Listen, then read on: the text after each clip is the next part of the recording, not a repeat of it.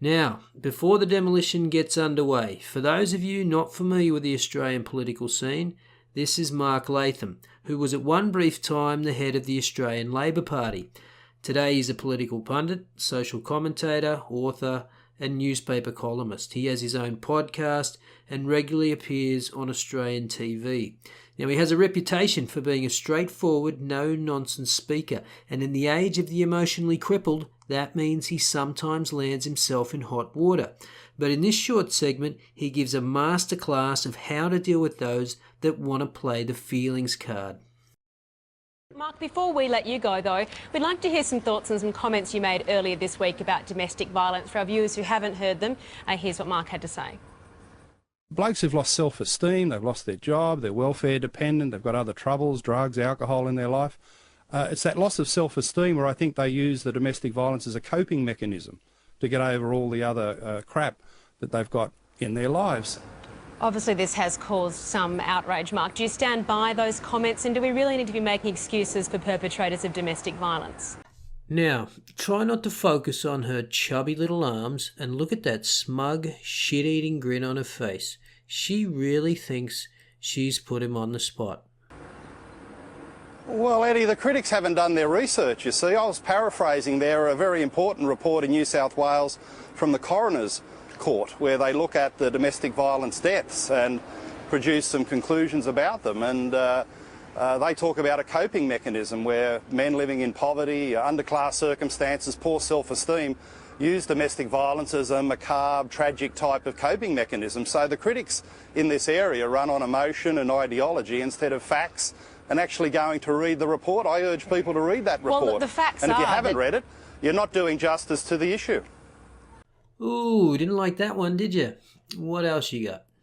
Mark, the facts are that domestic violence doesn't just affect people in low socioeconomic circumstances. It stretches right across all levels of society, doesn't it? Well, it's concentrated there. Eddie, the basic fact is that for every domestic incident in a middle-class family in Australia, there are 10 in a public housing estate, 25 in Indigenous communities. That's borne out by crime statistics around the country. So you can't really deal with this serious issue in a proper way unless you're providing accurate analysis. And to say there's an epidemic, that's wrong. To say it's evenly spread across the community, that's wrong. To say that it's a product of patriarchy where somehow men have been genetically engineered to dominate women, that's ridiculous. Do you stand by your statement that women are safer than they've ever been before, given that there are close to 80 deaths from domestic violence across Australia last year? Oh, that was embarrassing. Totally crushed little crab arms talking point. But instead of acknowledging her error, what does she do?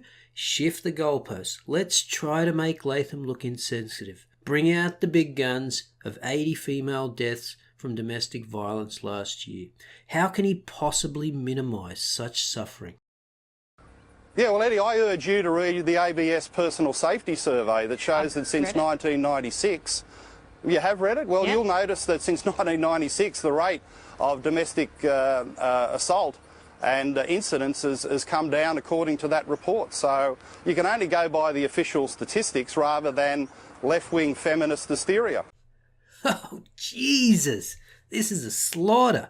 Left-wing feminist hysteria. Exactly.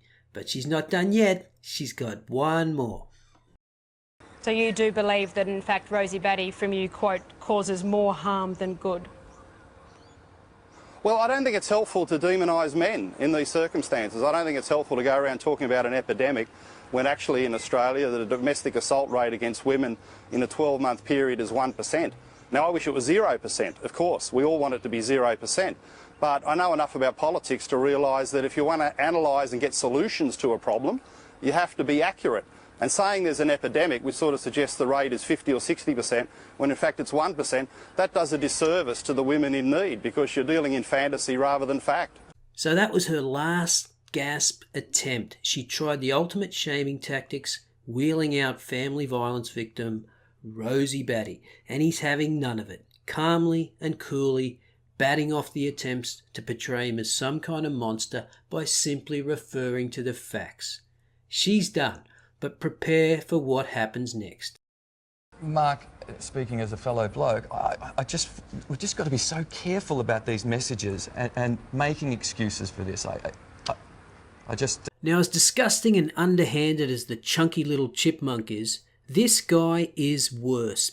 He sat there and listened to the whole conversation. And what has he got? Listen again. You just what? What have you got? You've got nothing. No arguments, just a pathetic attempt to bring the conversation full circle back to the already discredited premise that somehow Mark Latham is excusing domestic violence.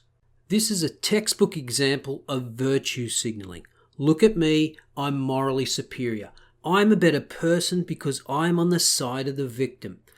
But you're not a better person. You're a worse person because instead of acting like a grown-up and having a real conversation about the realities of domestic violence, you want to act like an infant and retreat into your comfortable safe space of the feminist narrative. Oh, and by the way, as a fellow bloke, sorry mate, you're not a fellow bloke. You're a simpering white knight and your bloke card has been officially revoked. Take it away, Mark. Oh, no, I'm not. No one's making excuses here, Mike. What you've got to be careful about is analysing the facts, rather than propaganda that people put out there that's not supported by official government reports, official government surveys, and there's nothing I've said that's not factual. Now, we've had a few items here where you've tried to say, oh, well, maybe that's not the case. I've got references, I've got reports, I've got official surveys that back up the facts and figures that I'm putting out there. Now, it mightn't be the information that people want to hear, but I'd rather have a debate where you can deal in reality rather than left-wing feminist fantasy. All right, Mark Latham, thank you for your time.